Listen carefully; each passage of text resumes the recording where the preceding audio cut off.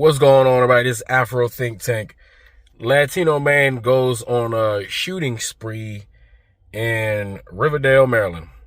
As soon as I heard the word Riverdale, I knew it wasn't a black guy. I knew it was a Latino. All right, because me being from Maryland, we know Riverdale, Langley Park, Sligo Creek. We know certain areas. Those are the Venezuelans. All right, the Venezuelans, the Mexicans, the Salvadorians, the Guatemalans. That's their area. I mean, we live there, but we know that's their area, right? So, Latino guy, I don't know what his problem is, right? But he was feeling some kind of way when he grabbed his gun and just went outside and just started shooting. Because apparently that is the thing to do nowadays when you are stressed out, is to go get a gun that's readily available, right? A gun that, preferably, as far as they are concerned, shoots multiple rounds, simultaneously, rapidly, and efficiently. And it's, and air out your grievances in the public square and, hope for the worst, right? And that's what these people are doing. And there was a black guy who did it just a little while ago. Most of the time, this is a white extracurricular activity, but every now and then a black person loses, or a white person, all the time, a Latino lose their goddamn mind. They go out and they start shooting up shit. Well, fortunately, not too much damage was done by this Latina, right? And I just want to say that most of the Latinos here in Maryland are cool. Like they don't do shit like this. This is not a thing, all right, that Latinos do, right, in their communities, especially here in Maryland.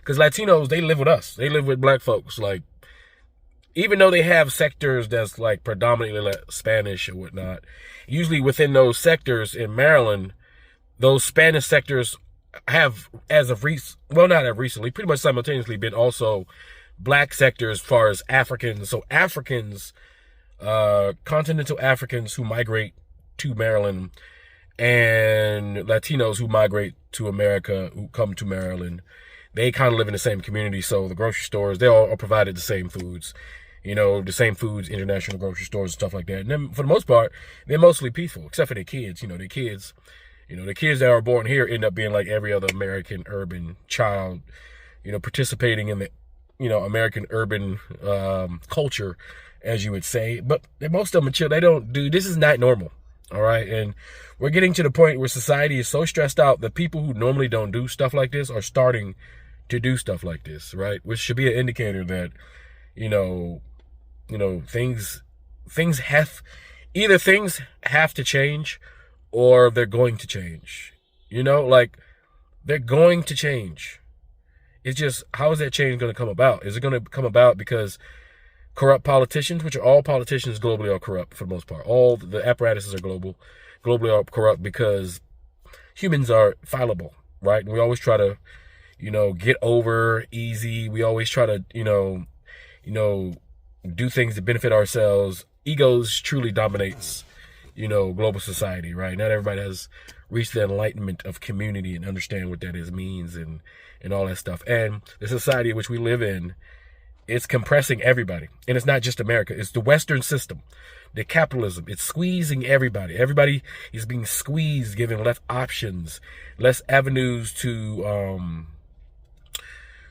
blow off steam, less abilities for men to be able to be men, to do things men are supposed to do, to satiate themselves in life.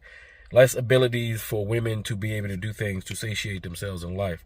Everybody's struggling and straining, and the water's been boiling, right, so slow that everybody just woke up and realized that, damn, no matter how nice the siding looks on the side of that building, no matter how pristine the veneer looks like, in the door of America, America is just as effed up in its own way as other places. And no matter how much you travel, you leave one set of problems and you come to another set of problems. But it seems like this global situation is making it so all these different problems are all culminating from the original problem, which is the way our society is set up. And people are losing their goddamn mind. You got damn Latinos in Riverdale and shit shooting up the place and shit. Like, that's not what they do. Not in Maryland, man. Latinos be chilling. All right, they go get them a couple drinks, right? When they get their day off, they go get a couple drinks and complain about the week like everybody else. This is not normal, all right? So let's not make this shit known. We got to do something because this is not normal. And we're treating it like it's normal. It's not. And we need to Latino community, y'all got to get y'all peoples together, all right? I got to get, black folks, we got to get our peoples together. You know, we got to get our shit together because this shit can't be normal, all right? We're not trying to cope with this. This is not something we're trying to cope with on a weekly or daily basis, especially around here. Maryland, deep down, no. Shit too stressful as it is. We don't need crazies coming out with AK-47s and shit trying to de-stress themselves by stressing out and ruin other people's lives. But anyway, you guys tell me what you think in the comment section. This Afro Think Tank. Learn something, teach something. I'm out. Like right out his window, he's like crawling out the window. So you know, I don't stick around for that. Our community did exactly what they were supposed to do. Bullets fly through Prince George's County neighborhoods. A man armed with an AR-15 rifle goes on a carjacking and shooting spree, forcing people to run for cover. Thanks for staying up with us tonight. I'm Leslie Foster. That man is in police custody in a hospital tonight, accused of injuring 2 people this afternoon. Police say it could have been much worse. We've got team coverage tonight. Randy Hildreth talks to a neighbor who literally ran into the suspect before police got him. But first, John Duran walks us through a chaotic and scary couple of hours this afternoon. Prince George's County Police tell us they have a suspect in custody they believe committed a series of shootings in the Riverdale Park area Friday afternoon.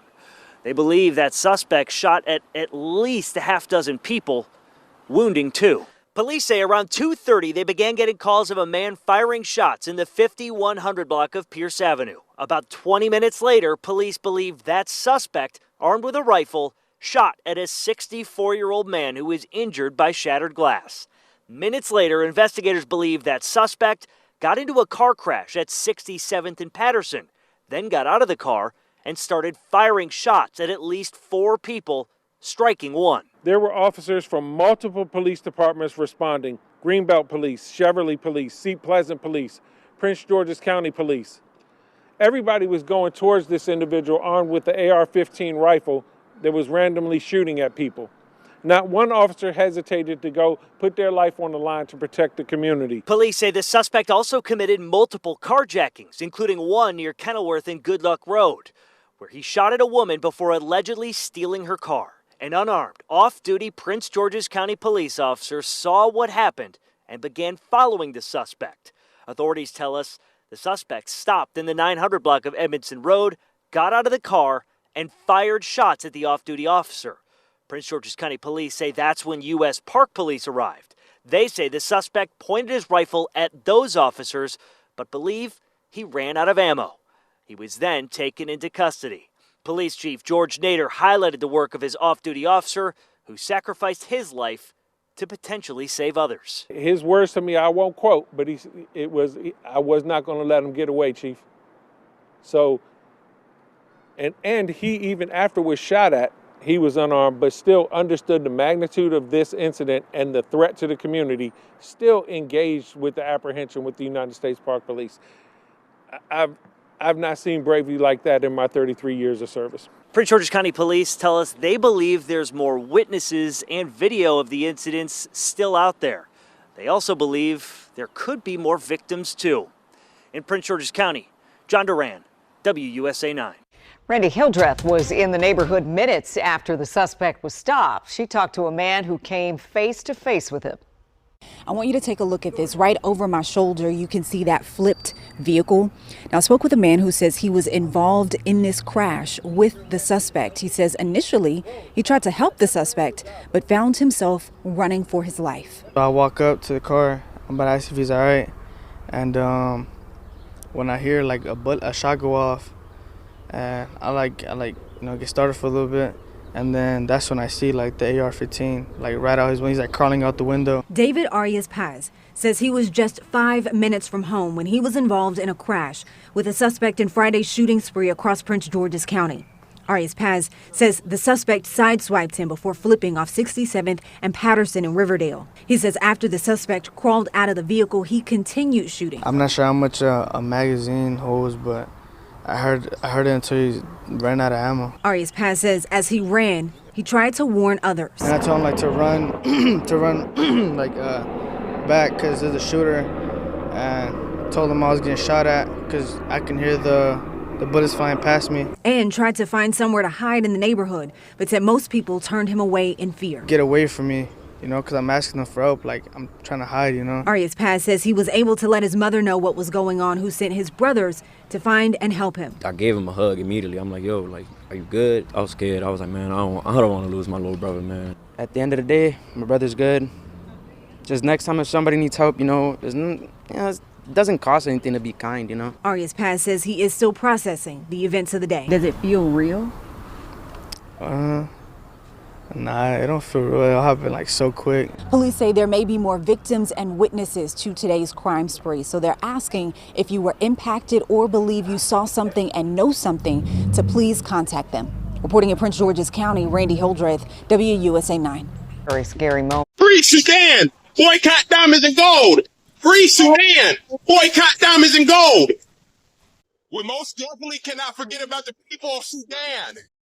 Thanks for watching Afro Think Tank. Don't forget to like, share, and subscribe. And follow me on Substack and Patreon for more content. Remember, it's Pan-Africanism or nothing.